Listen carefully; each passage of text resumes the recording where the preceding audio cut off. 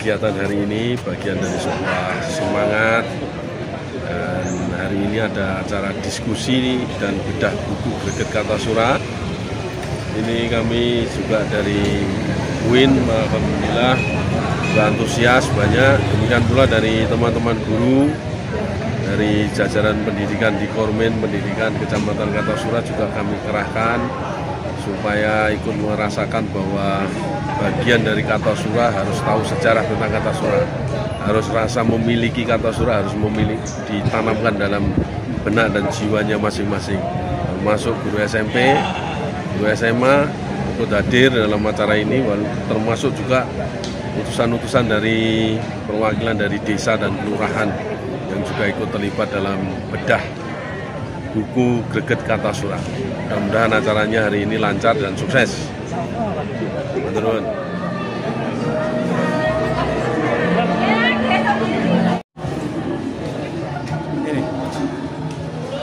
tertarik menghadiri bedah buku greget Kartasura ini?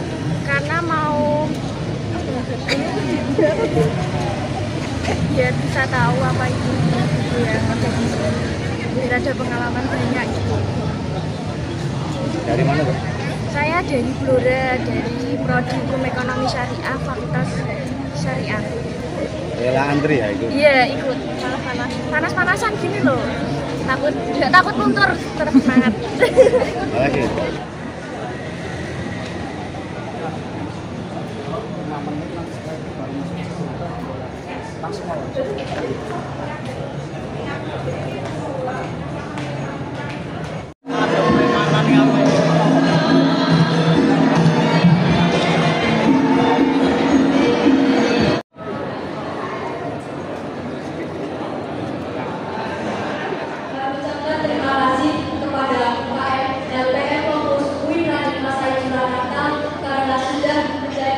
bagian dalam acara hari ini.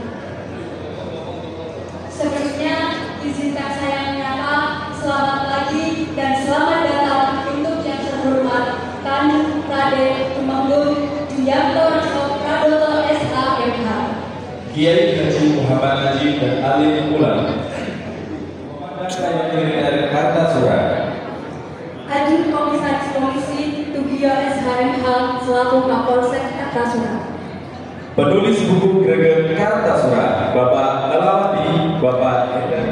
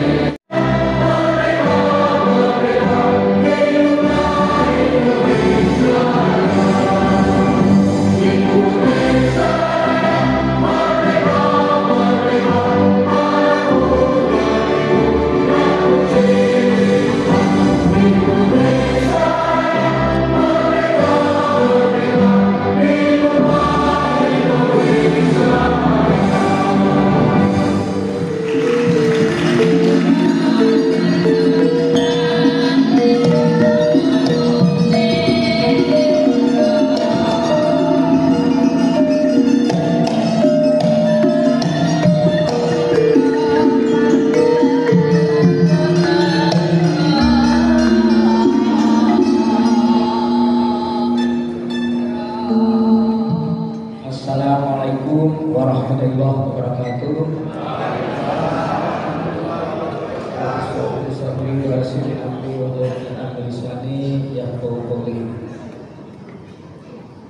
Yang sama-sama kita hormati, Yai Bapak Yai Abdul Faiso, yang kami hormati Pak Camat beserta Ibu, Pak Danamil, Pak Kapolsek, yang kami hormati Ketua Panitia Hari Ulang Tahun Ambal Karso Kartasura, Mas Ratno, yang kami hormati Pak Haris buku hari ini, dan terutama tamu kita yang mana kemarin datang dari Jakarta, tim penulis buku, Mbak Else, Mas Elwandi, Mas Karno, dan Mas Endaru. Dan terutama kami juga sapa para adik-adik mahasiswa yang hari ini luar biasa antusiasme. Beberapa waktu yang lalu Mas Egi, ketua panitia EO-nya, melaporkan kepada saya terkait dengan persiapan hari ini. Awalnya cuma 50 orang Pak Camat. Awalnya kita siapkan tempat hanya untuk 50 orang audien, tapi ternyata setelah antusiasme yang mau hadir pada acara bedah buku hari ini, maka Mas Egi minta kepada saya bagaimana kalau pakai ruang sidang yang pakai ruangan yang lebih 200. Saya langsung setuju karena apa, ini untuk kepentingan adik-adik generasi muda yang akan datang. Kita kasih plus buat adik-adik kita.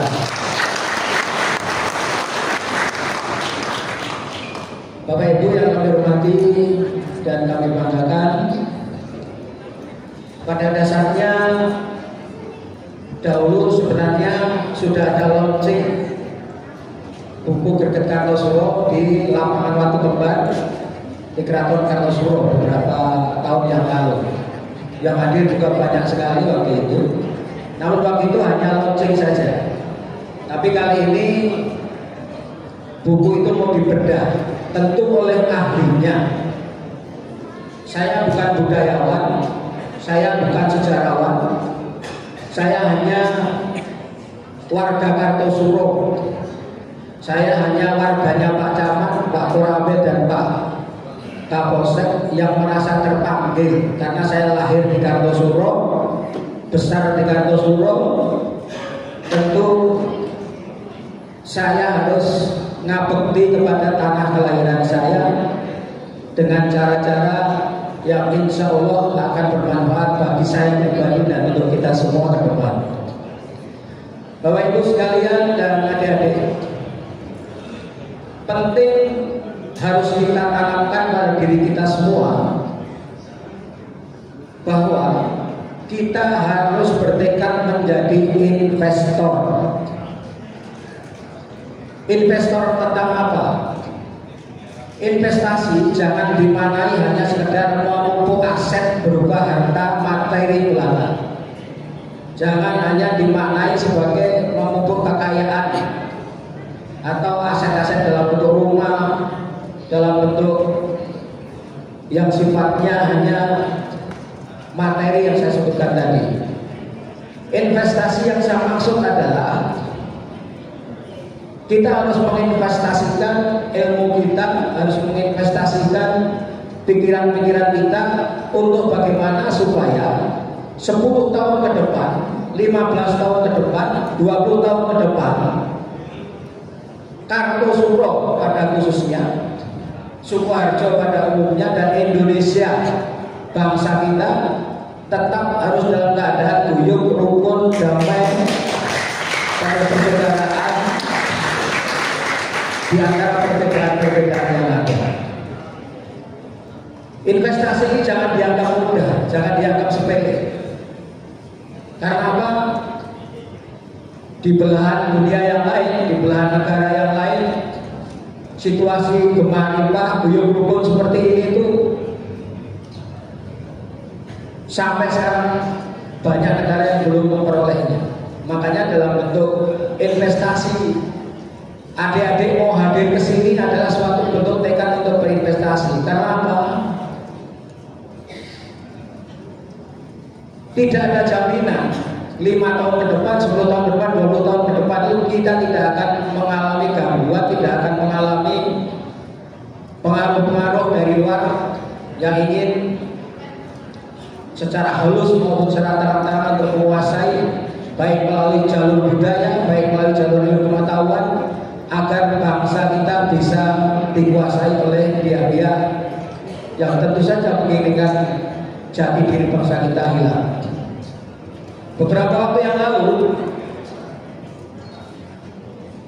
Kenapa saya kemudian menginisiasi untuk katakanlah membuat gerakan-gerakan seni budaya di Kartosuro, termasuk diantaranya memberikan semangat kepada adik-adik teman-teman yang bergiat di karawitan, bergiat di pedalangan. Karena apa? Melalui kegiatan seni budaya itulah jati diri bangsa kita, jati diri kita sebagai bangsa akan tetap terjaga.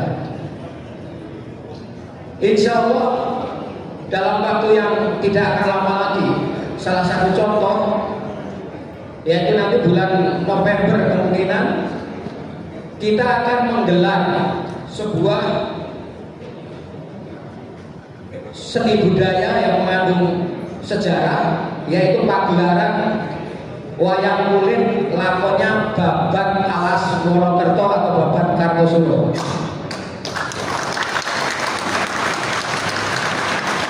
Itu akan menjadi bagian dari pembelajaran kita. Kenapa harus melalui wayang kulit? Melalui wayang kulit kita akan bisa melalui lakon Babat Kartosuro yang diprofilkan melalui wayang kulit itu tokoh-tokoh Amangkurat II dari buku-buku sejarah yang membahas tentang dinamika Kartosuro. Itu hampir mayoritas itu isinya hanya peperangan, pemberontakan, intrik, adu domba, pengkhianatan.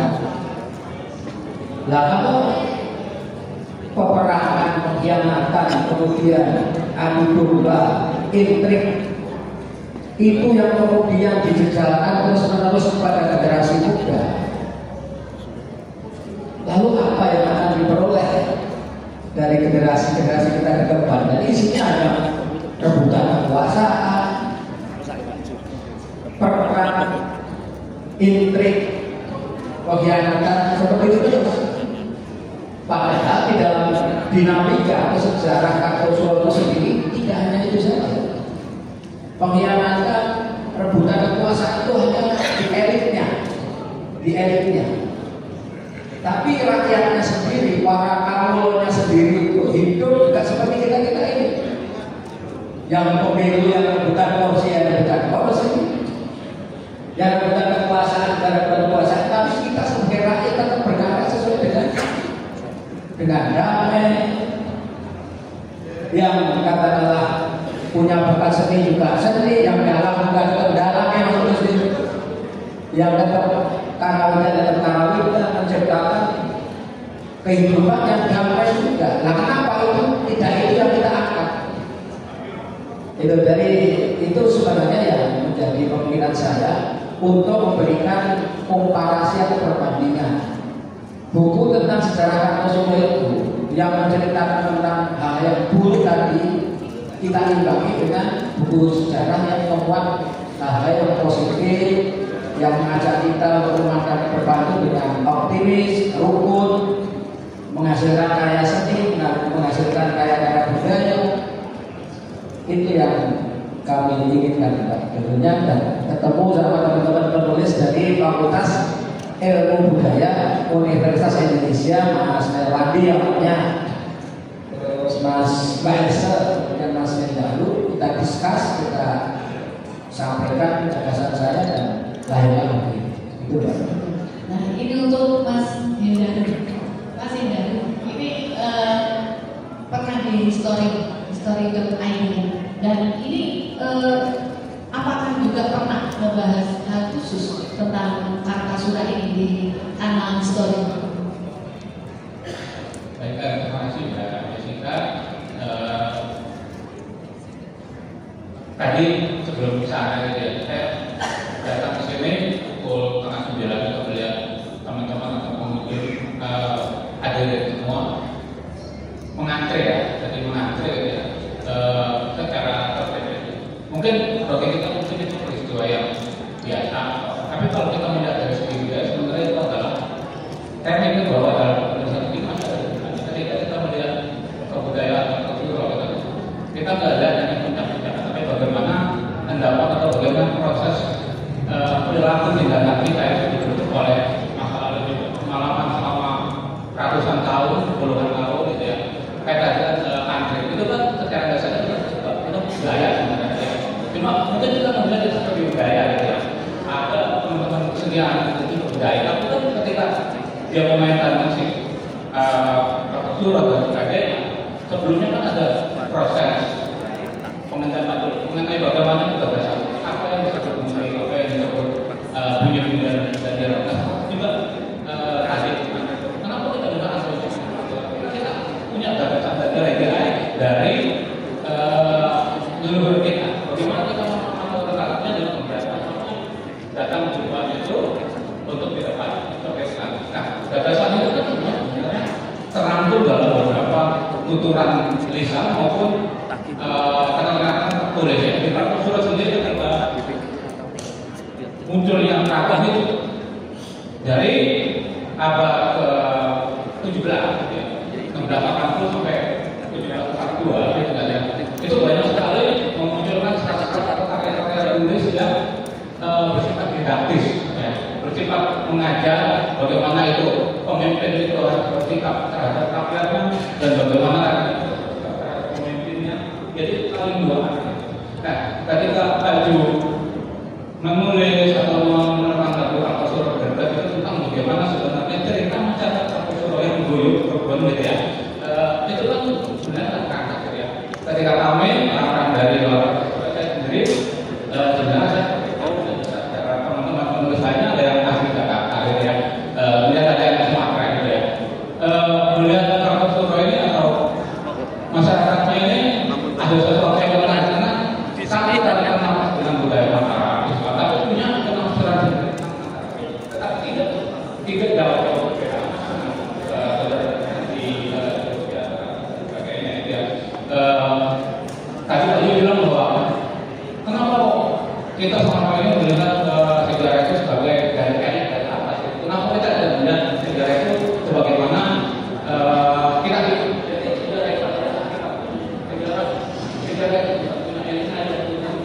tapi juga masyarakat yang menikmati sejarah itu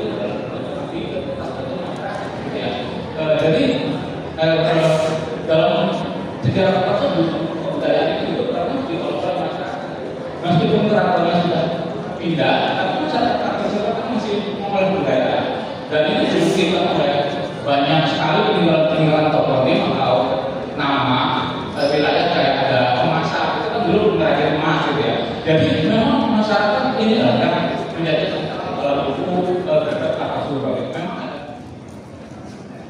Kenapa kita kalah dengan Tiongkok? Karena sejak tahun 221 Masehi Tiongkok itu bahkan sebelumnya Tiongkok itu dalam setiap dinasti memiliki kementerian yang terkait mencatat sejarah, mencatat perkembangan negara, mencatat perkembangan masyarakat, dan itu dilanjutkan oleh dinasti sebelumnya.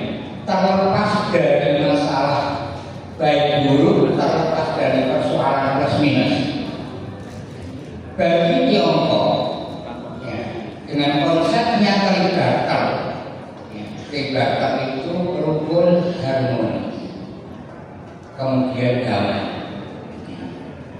Itu tidak ada istilah sejarah minus, sejarah plus, tidak ada. Sejarah minus era dinasti Han menjadi pelajaran untuk dinasti selanjutnya. Dinasti sejarah minus pada masa dinasti raja-raja menjadi pelajaran bagi dinasti-dinasti selanjutnya.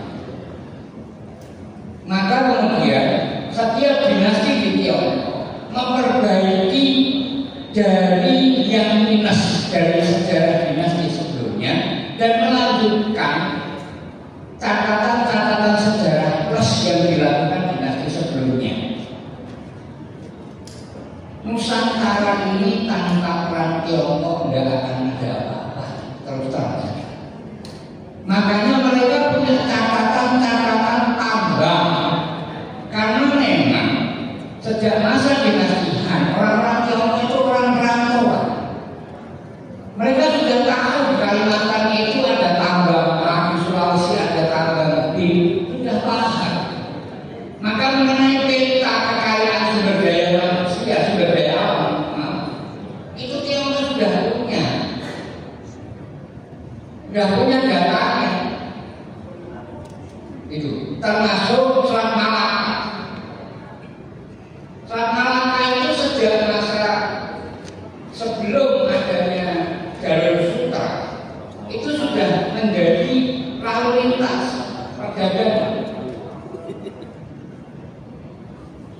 Nah ini apalagi nanti hanya untuk membunuh perdagangan barat, maka cukup kawasan tanah genteng kera ini dibuka, sudah hilang itu pajak-pajak pelabuhan Singapura, Malaysia hilang. Itu kuncinya. Kenapa kita harus belajar sejarah? Kenapa kita itu kalah dengan Tiongkok? Ya karena mereka punya catatan-catatan strategis tentang wilayah kita. Betapa Tiongkok itu orang kita tidak tahu tentang peta dulu namanya Jawa itu dianggap tidak pernah, bukan merupakan wilayah subur. Baru kemudian tahu kalau kita di bawah Katulistiwa ternyata ada dua angin, muson barat, muson timur. Itu tentang sejarah, perlunya sejarah. Makanya saya wanti-wanti kepada mahasiswa saya ini hari Sabtu kelas saya liburkan, saya harus wajib di sini. Dan buku ini akan menjadi bahan ujian akhir semester. Yang hari Jumat ada 2 kelas, IBJ sama SPI, sejarah peradaban Islam. Pilih yang Sabtu libur atau yang Jumat. Sabtu Pak, oke, Sabtu. Akhirnya Jumat tetap kuliah. Karena ada kita. Karena kalau kita tidak seperti itu, kita paksa. Generasi ini sama dengan generasi yang umur 70 tahunan. Tidak tahu di mana Joko Tingkir itu dilatih jadi sultan, kan tidak tahu umur 70 tahun padahal. Mestinya dia diceritakan paling tidak oleh ayahnya atau kakeknya, tidak paham. Saya sepakat dengan Om Ju. Secerita sejarah isinya konflik dan sebagainya itu kan kawasan enik. Sama sekarang.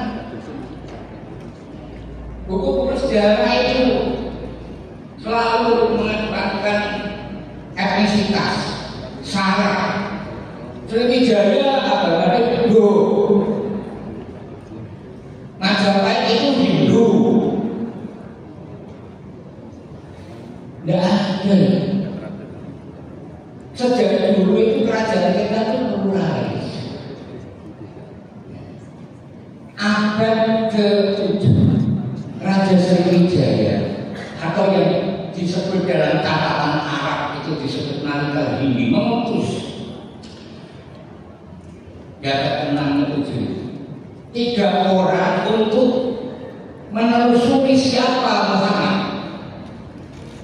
Tapi baru terlaksana ketika era kepemimpinan Umar 3 orang. Maka kemudian mereka berangkat, yang ditemui Umar. Abu Bakar nggak ketemu, udah meninggal, apalagi Rasulullah. Maka kalau ada klaim bahwa Islam masuk ke Nusantara itu yang dibawa oleh para wali, saya menolak.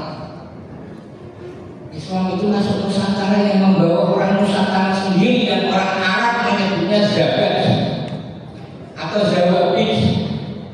Dalam catatan Arab, orang Nusantara itu sudah dikenal sejak sebelum Masehi. Sejak konflik Persia Romawi memperebutkan yang namanya kawasan yang sekarang hanya terusan Suez.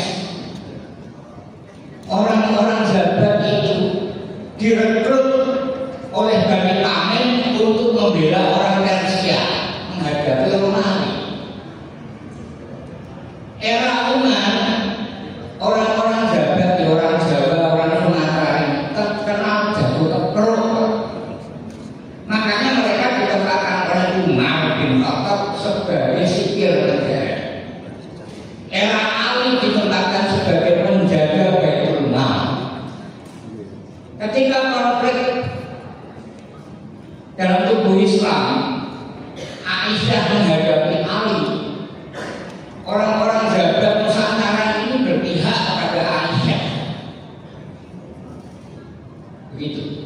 dan seterusnya.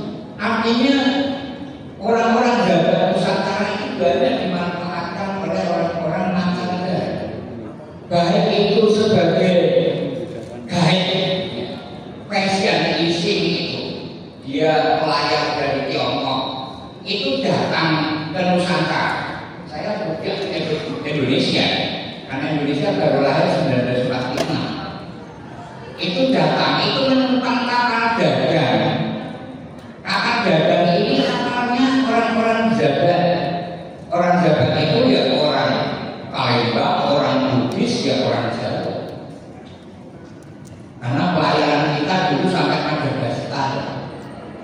Nah, kemudian terkait dengan konteks sejarah isinya konflik itu kan hanya yang sama dengan persoalan SARA. Ya. Jadi yang namanya agama itu hanya di lingkaran istana. Majapahit nggak pernah ada kok namanya adu agama enggak. Tribunal Tunggal Dewi, Mbok Hayam Wuruk itu Buddha. Hayam Wuruk sendiri itu Hindu. Ateria Gandra atau alias Empu Prapanca itu Buddha. Penulis kitab Induk Negara Agama. Maka ketika ada isu perang Buddha, negara agama kita buka, nggak ada berarti hoax. Siapa yang bikin? Kolonial. 1926 selesai, 1927 dicetak di Solo, 1928 Sumpah Pemuda. Kepentingannya apa? Di situ ada kepentingan. Nah, sejarah itu banyak yang hilang karena memang kolonialisme Belanda pasca perang Diponegoro. Banyak catatan Eropa, Portugis, Arab, Tiongkok itu semuanya disisir. Kitabnya kitab pengalinya Ki Ageng Sero termasuk dari korban. Semuanya hilang. Semuanya harus sesuai dengan kepentingan Belanda. Yang saya dalam kitab itu, dalam buku itu juga disebut tentang masalah Nyi Roro Kidul. Nyi Roro Kidul itu bukan tokoh sejarah. Majapahit tidak pernah menyinggungnya, Pajang juga tidak menyinggungnya. Tapi kenapa muncul ketika pada Kandahar Senopati ini kan bagian dari strategi kolonial supaya kolonial itu mereka tidak menganggap kawasan selatan itu dijadikan pusat kegiatan ekonomi maupun militer. Karena mereka berkantornya di Jakarta terus ya seperti alas Joko Paten itu. Kenapa aku dulu itu bikin alas Joko Paten? Siapa yang berburuh nanti? Ya dia karena itu tempat rahasia pertemuan antara beliau dengan Diponegoro. Ya sama seperti itu. Itu strategi politik. Jadi kalau saya sering mengatakan itu setan layar dan polarisasi. Tapi nggak masalah orang Jawa percaya, karena orang Jawa itu memiliki filosofi 3 dimensi. 1, hubungan Tuhan antara manusia, alam dan Tuhan. Kekeliruan Barat kemudian menyebut namanya dinamisme, animisme ini benar-benar luar biasa. Kenapa? Agama Jawa itu rintisan dari kepercayaan namanya kanon. Sebelum Hindu-Buddha masuk, kanon ini dibawa oleh sebuah dinasti dari Yunan, dari Thailand itu ada di kepulauan namanya Nusa Haina. Ketika mereka melakukan perpindahan, ada sebuah dinasti yang menjadi hulu dari kerajaan-kerajaan di Jawa, yakni kerajaan Butapulo yang waktu itu rajanya adalah Hamsambadra. Hamsambadra ini disebut juga Bodronoyo. Bodronoyo inilah memiliki dua putri namanya Simaha dan Samaha. Simaha kemudian diberikan hak tanah di sebelah barat Sungai Lause, sebelah timur Sungai Lause. Samaha diberi sebelah timur Sungai Lause atau Sungai Lusi, kemudian sebelah barat diberikan kepada Simaha. Kekuasaan Simaha ini sampai ke daerah Talang, pelabuhan militer yang namanya sekarang Pekalongan. Ini akhirnya dari situ muncul kerajaan-kerajaan di Indonesia. Nah, sejak dulu tidak ada namanya kerajaan Hindu dan Majapahit itu hanya lingkaran. Di luar keraton itu namanya Kapitayan. Itu lahir dari agama Kanur, kemudian muncul Kapitayan, kemudian kejabat dengan Sundawirita. Jadi enggak, makanya kalau dikatakan kerajaan Hindu Buddha kita tolak. Sejak dulu pluralisme adalah menjadi ikon Nusantara dan Republik ini sampai kapanpun. Nah, kemudian terkait dengan buku itu, kalau memang tidak mengedepankan perang, apa istilahnya konflik itu bagian dari budaya. Tidak bisa kita keluar dari sejarah konfliknya.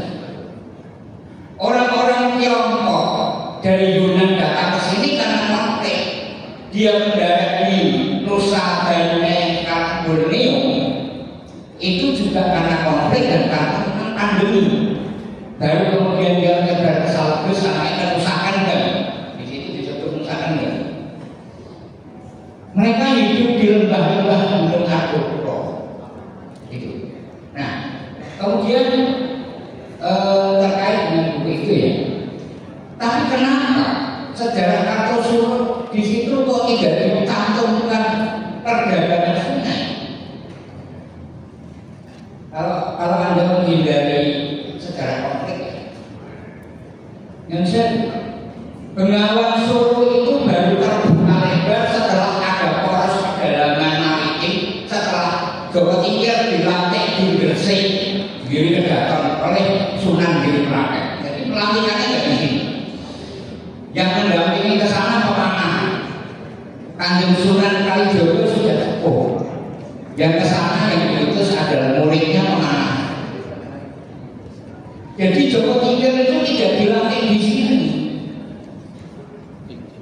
Dan ini dari aspek militer maupun sosial ekonomi masuk. Karena selama Majapahit dan Demak, jalur militer dan perdagangan ya, itu melalui Pantai Utara. Waktu itu Selat Muria masih hidup. Nah, baru kemudian setelah dilantik menjadi Sultan Kajang, keran kerjasama ekonomi, kerjasama politik itu menjadi terbuka dengan Giri Kedaton. Ini. Nah, kenapa di situ sayangnya di Dekat Kartosuro waktu itu kan 1680 rel kereta api dari Batu Retno sampai Banyujono dibangun sekitar 18 belum ada. Kenapa? Itu perdagangan sungai yang membangkitkan UMKM, yang membuat Jawa begitu didaya mengimpor beras sampai ke siapa? Dulu Siam dengan Siam dulu namanya Siam, sekarang Thailand. Itu persaingan beras dengan Jawa itu luar biasa. Ketika Siam diblokade sama Funan, itu akhirnya Malaka banyak mengimpor banyak menerima impor dari Jawa. Nah, kenapa waktu di Kartosuro ini pada Bengawan Solo hidup-hidupnya perdagangan orang-orang Tiongkok masuk sini, orang-orang Arab masuk sini lewat Gresik, pintu masuknya itu dari Gresik. Ibaratnya kalau sekarang tol, pintu tolnya ke pedalaman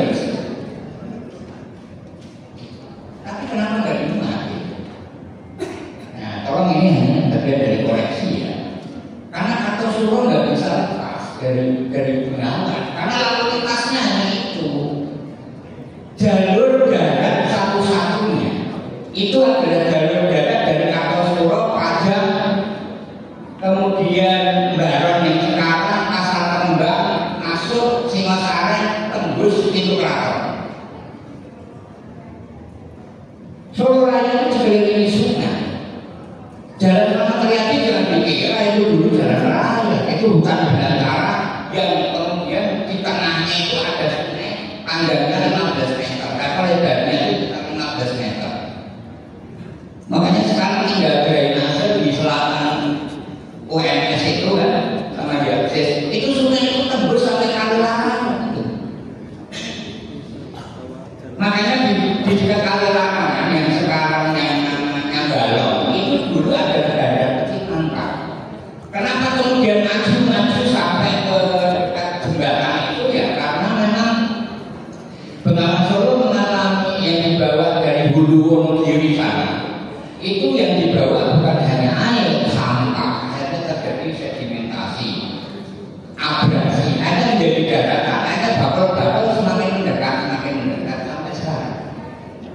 Dulunya bandar pecinan itu ada di Balong, kemudian abad 18 dibangun bandar Arab. Sebenarnya orang-orang Arab dulu sudah sampai sini, cuma nggak se masih abad 18. Sekali lagi setelah perang di Diponegoro ini Belanda memutar otak bahwa pembangkit semangat juga di Diponegoro ini para ulama ya yang sudah lama di sini, sebagian juga Durian Rasul, Kiai Mansur itu Durian Rasul. Maka mereka kemudian mendatangkan orang-orang koloni Arab. Mereka diberi perumahan. Sementara Durian Rasul itu sejak masa Kediri tidak pernah lepas keluar dari kota raja. Mereka penasihat Syekh Al-Wasih atau Mbah Wasih itu penasihat kerajaan Kediri abad 12. Syekh Ibrahim Al-Qutubi itu penasihatnya adalah raja Majapahit Timur. Di Majapahit itu ada dua ya, Majapahit Barat, Majapahit Timur. Itu cuma mereka. Maulana Malik Ibrahim Alirahmatullah. Mereka kemudian karena bekerja menjadi PNS-nya kerajaan dan diberi kewenangan mengelola wilayah, maka mereka diberi gelar Sunan. Jadi Sunan itu nggak ada kaitannya Pak dengan apa namanya penyebaran Islam. Alhamdulillah ke situ kemudian Brawijaya menyuruh Alasena ya melakukan briefing, istilahnya dilatih. Dia ditempatkan di Bangil, lulus dari Bangil menggantikan kakaknya Arya Busora menjadi Adipati Surabaya, kantornya di Ampel, kemudian namanya Sunan. Ini yang bangunan itu. Nah, kenapa disebut wali ya? Karena itu dewa. Apa namanya istilahnya kalau sekarang itu kayak ini loh Pak. Kan ada itu grup bupati, grup gubernur ini grup. Jadi nanti misalkan kumpul-kumpul itu komunitas gitu. Ya komunitas itu komunitas pejabat daerah.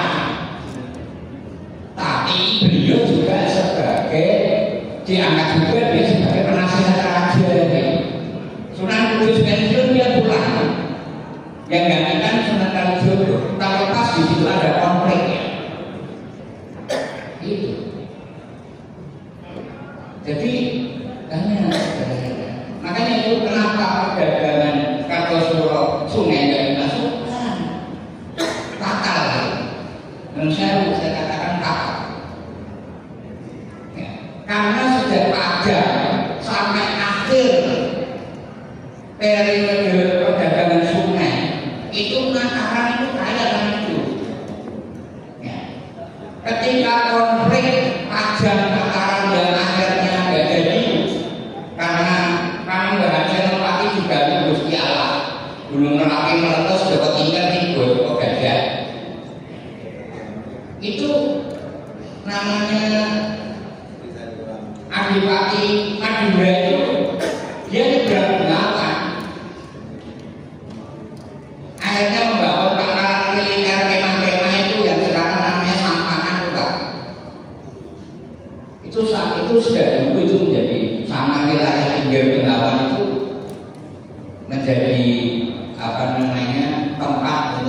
ya militer ya udah. Nah ini yang masalahnya terserah itu. Kedua, kalau di situ ada wawancara dengan orang-orang Ragunan, dia tidak seperti di YouTube yang saya lihat, terasa beliau menolak bahwa Al-Quran 1 itu sebagai pelaku genosida dari ulama. Konflik nyata.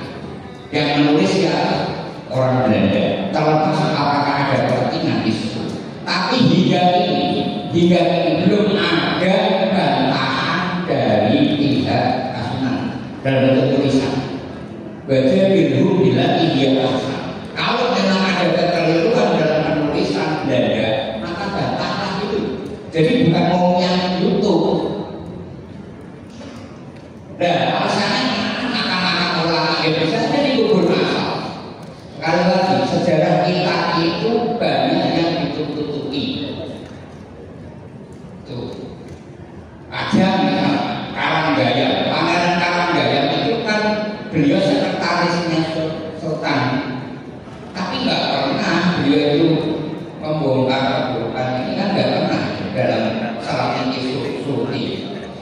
Yang ada ya kayak kecelakaan salah.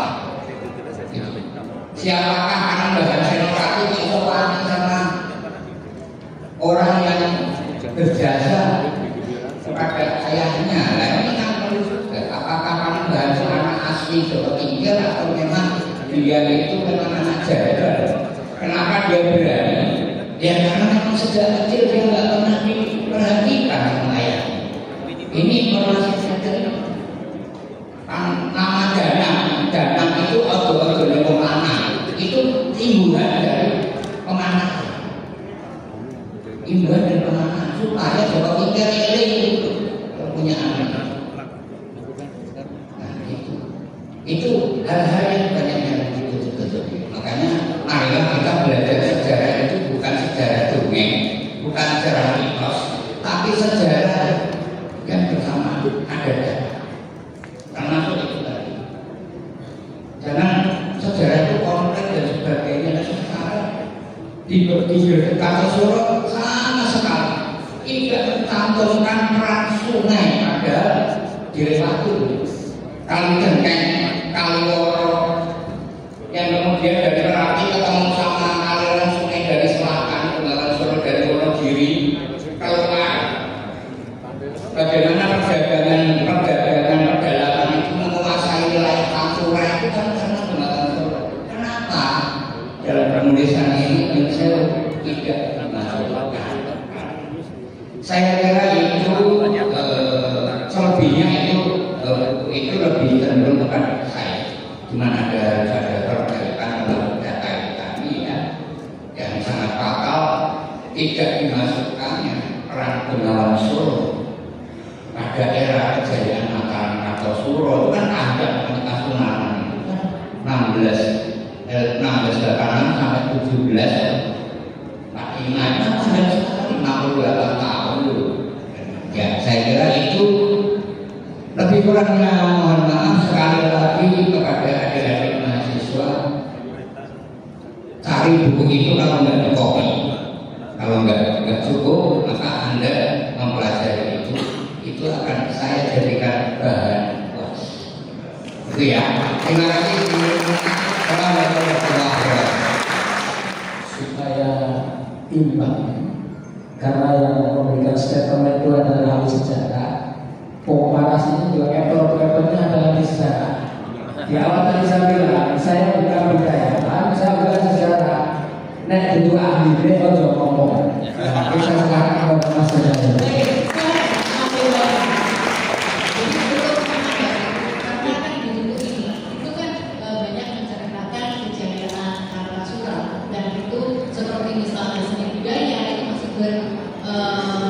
Berkembang sampai sekarang, bahkan menjadi ibu kota musik di Jawa pada waktu itu. Nah, menanggapi Pak Ana yang tadi bahwa kenapa sungai yang itu memiliki peran penting untuk perdagangan yang membuat kerajaan Kartasura ini menjadi berkembang menjadi maju, itu kenapa tidak ada di buku ini? Mungkin Mas Hendra mungkin bisa menanggapi.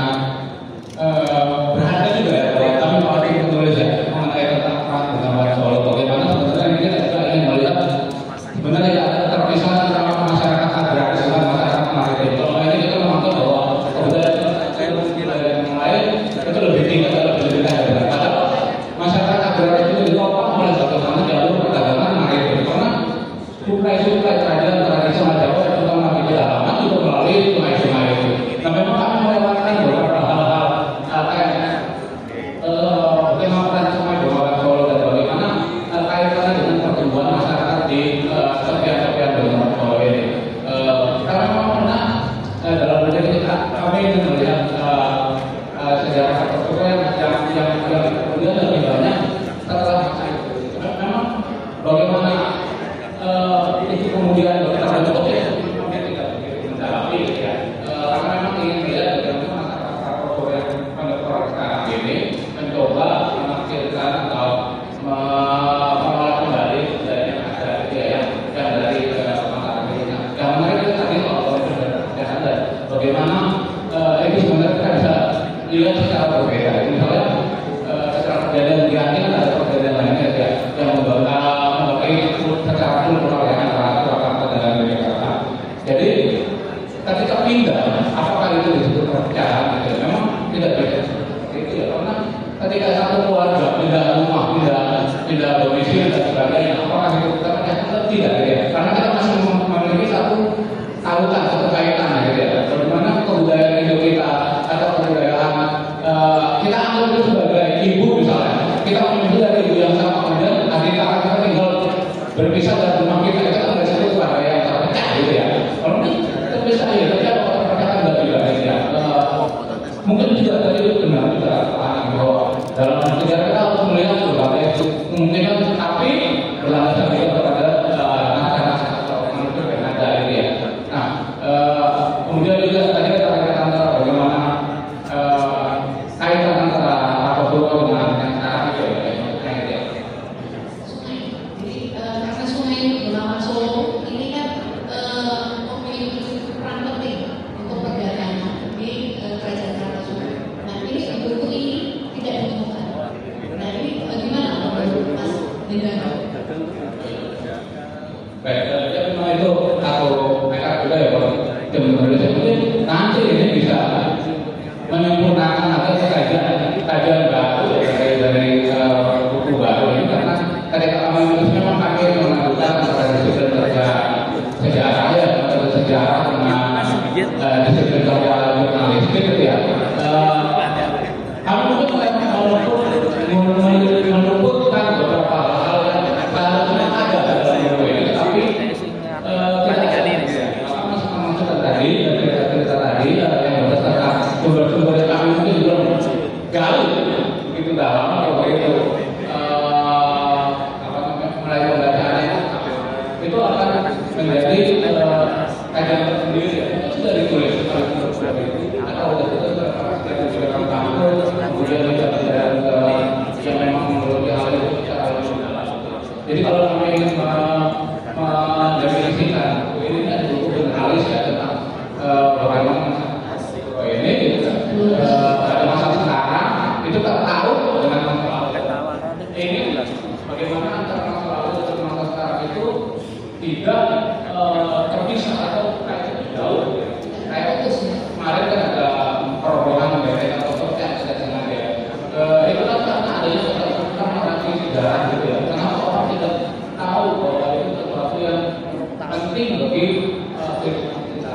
Nah, seperti itulah berangkat dari buku ini berangkat dari tulisan saya itu seperti itu dan pada akhirnya memang akan ada sesuatu dan itu buat kami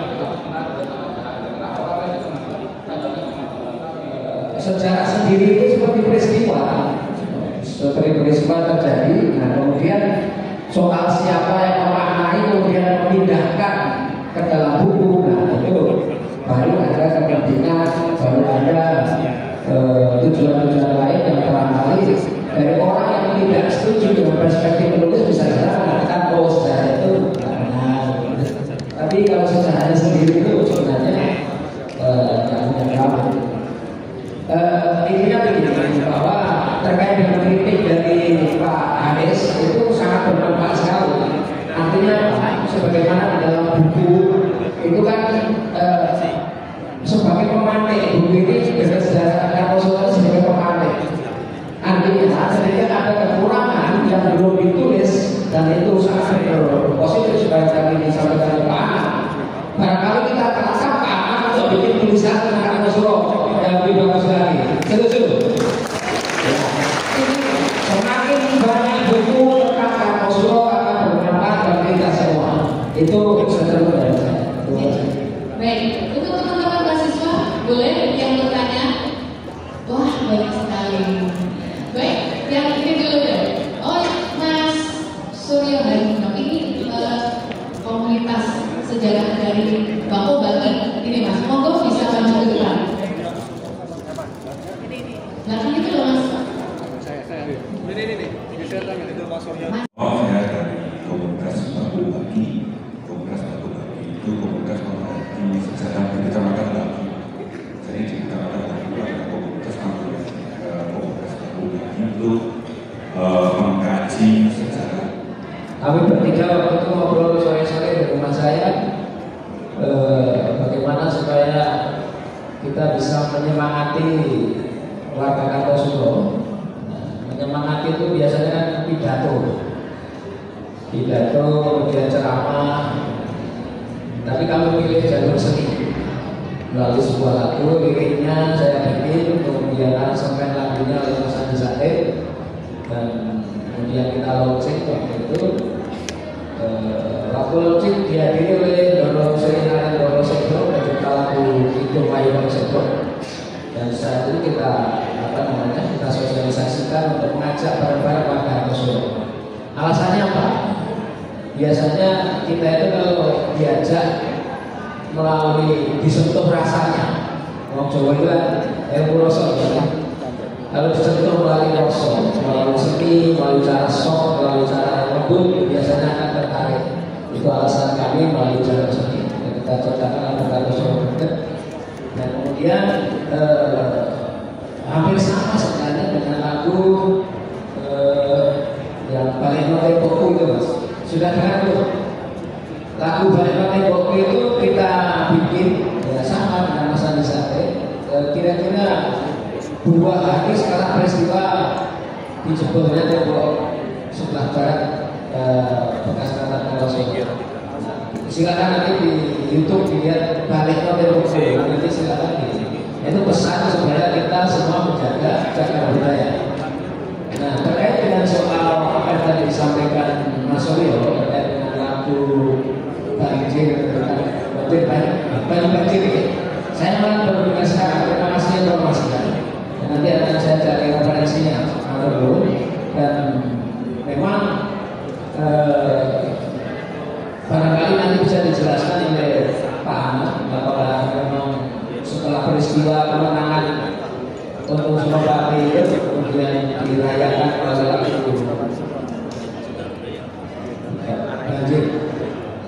banjir. Kalau saya baru dengar sekali.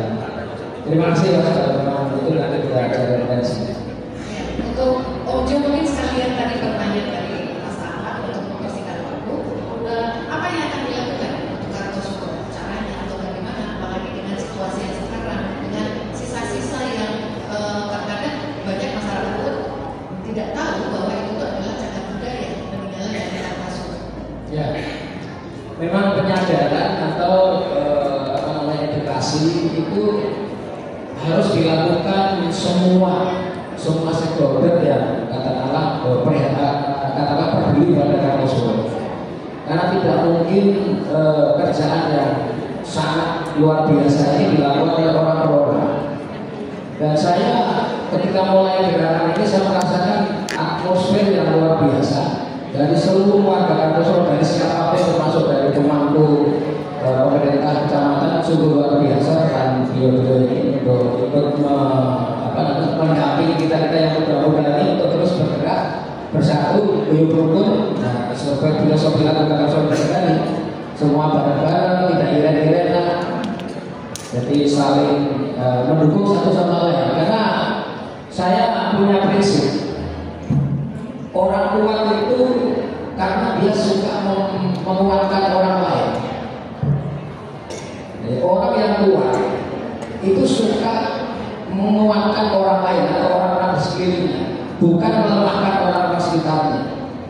Nah makanya dengan filosofi seperti ini kita bersama-sama seluruh warga Kartosuro itu kita pandang sebagai potensi yang positif. Apapun itu profesinya, yang tukang parkir, yang katakanlah jualan kaki lima, yang pejabat, semuanya itu punya potensi yang luar biasa bagi Kartosuro. Tinggal bagaimana kita menyentuh, kemudian ngomong untuk menggerakkan semuanya seperti itu. Nah, melalui lagu, melalui penyadaran seperti ini kita harapkan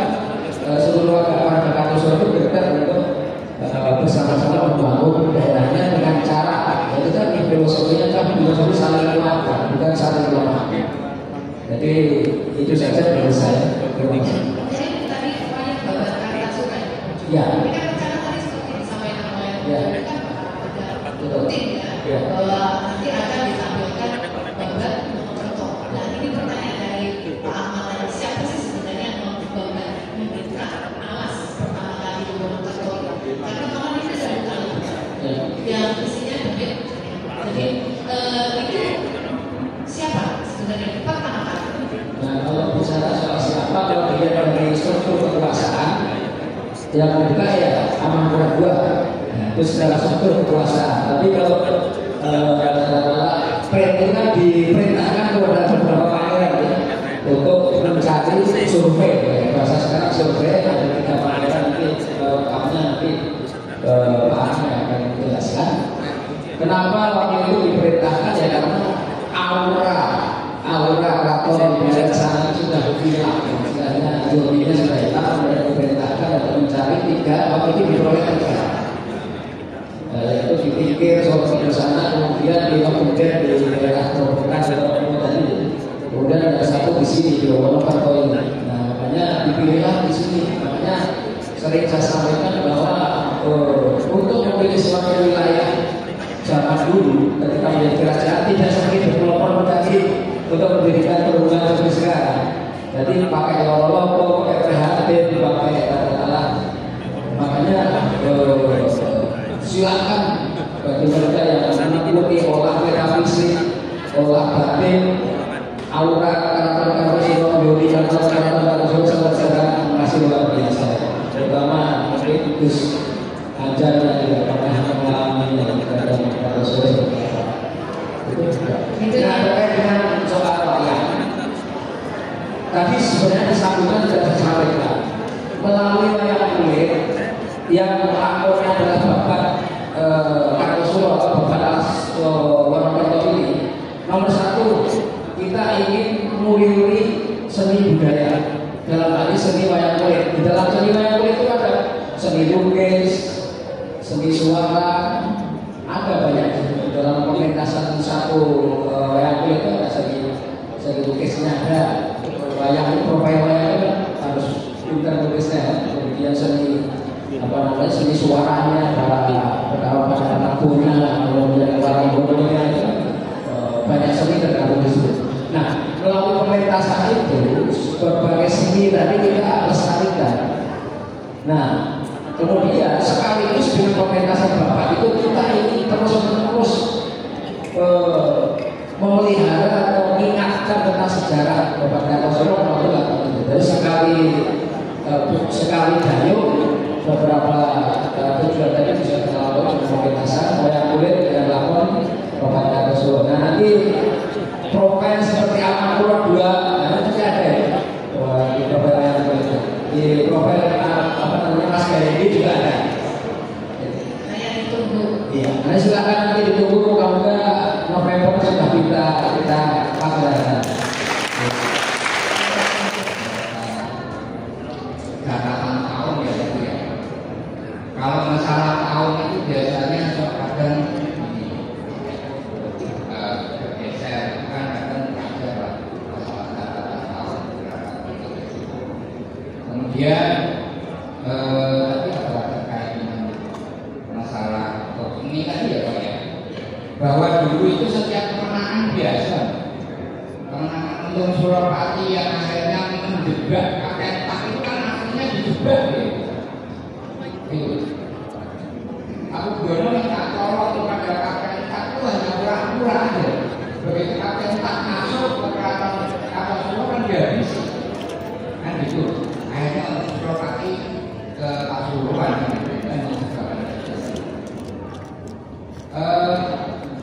terkait dengan sejarah Kartosuro ini, terkait dengan wayang tadi, memang saya ya apresiasi sekali kalau seperti itu. Saya sendiri punya anak-anak ingin membuat wayang wangi. Jadi bukan wayang kulit, tapi ya wayang kulit tapi dibikin kayak wali itu. Nah selama ini kan terkait cerita wali, kemudian pergeseran dengan pepajang ini kan juga banyak yang nggak benar. Ini yang nggak benar. Nah kemudian masalah beberapa terkait toponimi ya. Di sini misalkan ada namanya Jongke, Bandar Dagang. Kenapa namanya Jongke? Itu karena dulu kapal Jum Dulu sungai itu lebarnya 15. Jadi bisa lalu-lalang, misalnya namanya Jokowi kan dulu Kapatu kan lupa, enggak menyampaikan. Kemudian kemarin 2 hari yang lalu bahasa terkait dengan bedah buku ini. Saya membayangkan Kartosuro saat nantinya itu bukan Kartosuro sekarang. Kartosuro yang nantinya adalah sebuah tekanan yang administratif sendiri. Itu kalau ingin mengembalikan Kartosuro pada masa kejayaan dulu. Saya membayangkan keraton itu berubah menjadi sebuah istana balai kota. Alun-alun dibuat, pasar Kartosuro biasa diberikan tempat. Jadi alun-alun itu terbentuk kembali. Terserah nanti Jawa Tengah di provinsi Solo Raya itu dibikin provinsi sendiri, karena dulu saya munculkan daerah istimewa Surakarta. Kalau daerah istimewa Surakarta, maka otomatis stadion, Magetan itu masuk. Tapi kan memulai hukum adat Republik ini gubernurnya gitu. Kalau saya bayangkan keraton ini akan lebih baik manakala mungkin Kartosuro menjadi wilayah tersendiri. Otonom. Nah, Kartosuro itu penghasilannya berapa? Sumbangannya ke Sukoharjo itu berapa? Ini karena segini. Kemudian imbal baliknya kabupaten ke Kartosuro itu berapa? Ini aja. Wonosembian itu saya usulkan, Wonosobo itu menjadi kabupaten sendiri biar efektif pembangunan. Jalur dari Batuwarno sampai Karangtengah saya usulkan untuk menjadi biayanya APBD tingkat 1 jalur provinsi. Kemudian kedua juga begitu. Itu untuk efektivitas, karena terus terang jalan raya wilayah pegunungan pedalaman itu nggak mudah. Meskipun Kartosuro sendiri ini wilayahnya seperti kota, enggak senang sendiri juga tercapai juga kalau daerah itu. Sekarang diperhitungkan kasar itu income-nya berapa dalam 1 tahun saja udah seminggu saja tapi feedback pembangunan Kartosuro itu sampai di mana? Sampai yang namanya keraton aja sampai kayak begitu. Itu keraton utang-utangan itu kan ditukar sama pengelolaan Pasuruan, ya kan? Itu keraton utang-utangan dan lunas tak dulu. Nah kan gitu, moga-moga ya sudah lunas. Nah itu kalau Kartosuro keratonnya itu dibikin balai kota biasa, income-nya pasar saja saya pajak-pajak pasar Kartosuro itu income-nya kabupaten berapa? Kemudian feedback balik dari Sukoharjo ke Kartosuro sampai di mana? Sampai melihat yang namanya cagar budaya awal-awal kayak begitu. Nah ini kan penting, karena ini itu bagian di wilayah Sukoharjo. Beda kalau di Solo, nggak bisa kita minta ke balai kota, nggak bisa untuk pemeliharaan ini, nggak bisa. Misalnya ke kabupaten, peran kabupaten sampai di mana? Nah ini saya sampai mungkin benar-benar serius. Kartosuro betul-betul menjadi seperti yang alun-alun yang dulu kan alun-alunnya kalau nggak salah di pasar Kartosuro itu alun-alun. Dulu identitas kerajaan setiap alun-alun itu kanan kirinya pasar. Benar sampai sekarang masih ada. Identitasnya pasar. Jadi pasar itu dulu alun-alun pinggir pasar Kartosuro. Pasar Maju ini wilayahnya keraton itu.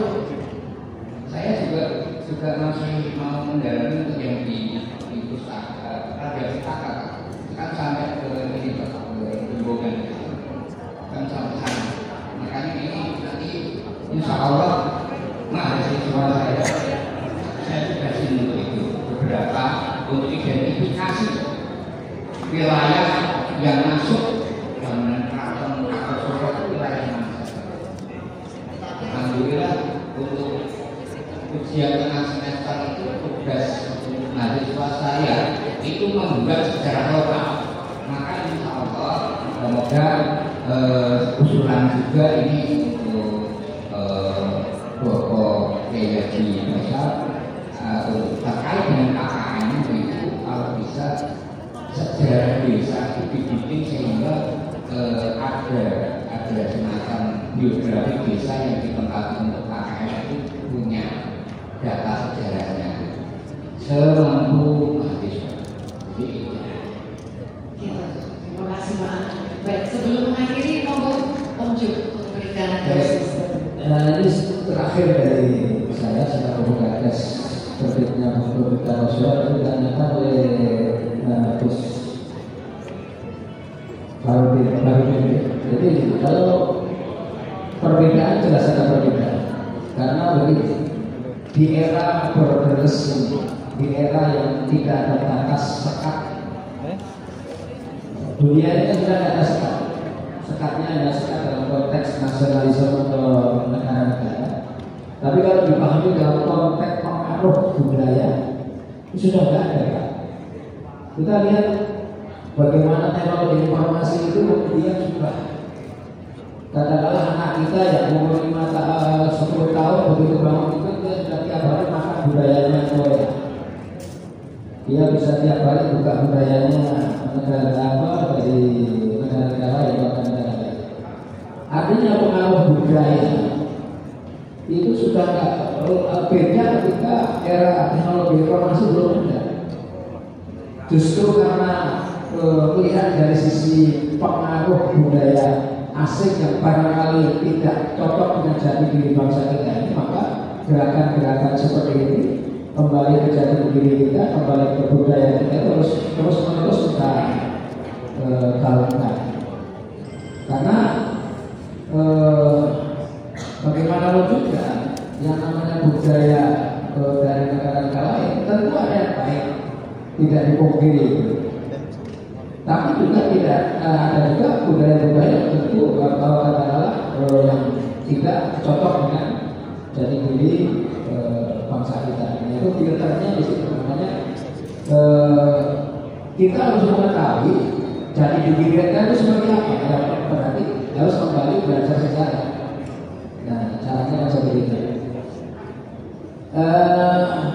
Demikian dari saya. Sekali lagi kami minta monggo kita berbarengan, bersama gandeng-gandeng, tidak memandang katakanlah status sosial, tidak memandang jabatan dan sebagainya. Kita sama-sama warga Kartosuro. Saya itu kalau pulang sini sudah warga Pak Camat sudah. Jabatan saya tinggal di Jakarta. Jadi di sini warga Pak Camat, saya tetap ikut beliau-beliau sebagai kawan saya. Nah, sebagai warga Kartosuro ya saya harus berbakti dengan teman-teman semua, dan alhamdulillah sampai sekarang apa yang kita kerjakan bareng-bareng teman-teman Kartosuro makin lama makin kegiatan seni budaya di Kartosuro itu luar biasa. Hampir setahun itu ada berhenti mas, tidak ada kosongnya. Terus buat Pak Camat di Taman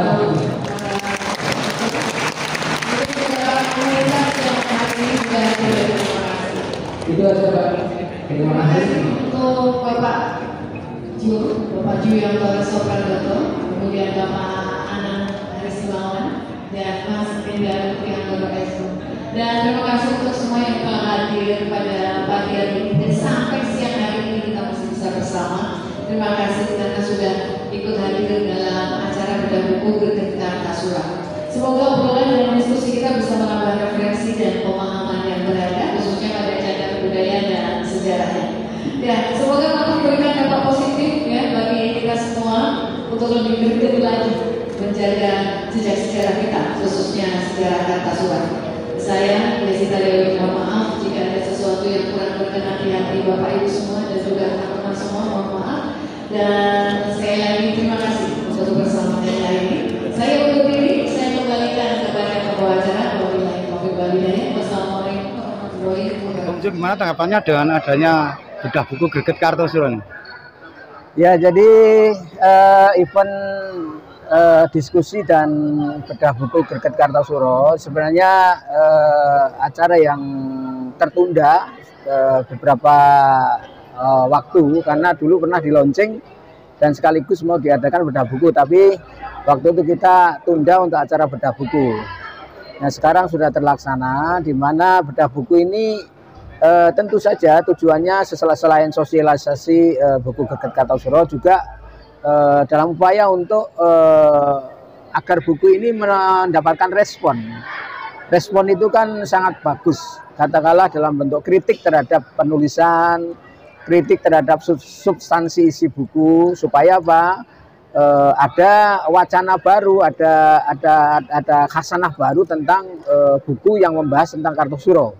Jadi buku ini bukan bermaksud katakanlah menjadi sumber satu-satunya sejarah Kartosuro, tidak, justru supaya memancing para ahli sejarah untuk menulis tentang Kartosuro.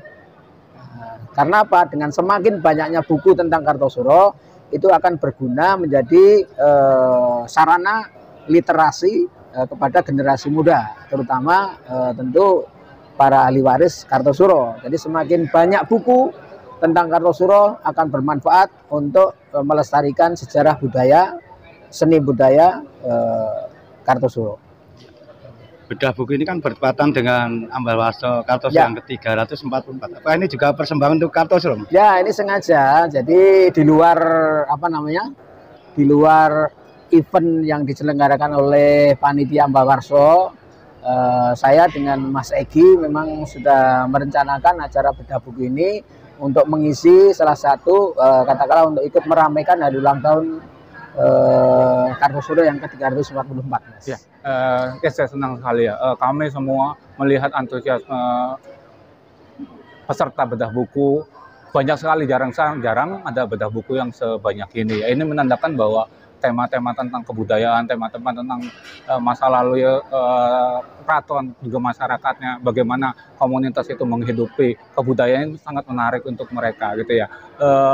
Buku ini kan berangkat dari masyarakat sendiri gitu ya, dari bawah gitu ya, bukan dari inisiatif dari atas, dari teman-teman komunitas Kartosuro Greget ya. Kemudian ketika kami menulis juga kami mewawancara beberapa narasumber yang kemudian itu didokumentasikan, bahkan transkrip sama wawancaranya itu masih ada. Itu nanti akan bisa dimanfaatkan oleh masyarakat juga jika ingin mengecek sumber-sumber itu, termasuk juga hasilnya. Jadi kalau masyarakat pun nggak mau mengecek sumber-sumber transkrip itu atau wawancara, transkrip audio visualnya, itu bisa membaca buku ini. Jadi ini bukti bahwa masyarakat masih meminati kebudayaan dan masih terus meneruskan tradisi intelektual, karena ini juga digelar di kampus ya, lingkungan intelektual, lingkungan akademis gitu ya. Meskipun pembahasan dalam buku ini sangat dicoba sepopuler mungkin gitu, tanpa meninggalkan isi atau substansi dari materi yang kami sampaikan. Kira-kira gitu Mas Nugi. Assalamualaikum warahmatullahi wabarakatuh. Saya Egiraf, saya ketua panitia bedah buku Greget Kartasura, yang mana acara ini diselenggarakan di UIN Raden Mas Said tanggal 14 September 2024. Kenapa acara ini diselenggarakan di UIN Raden Mas Said?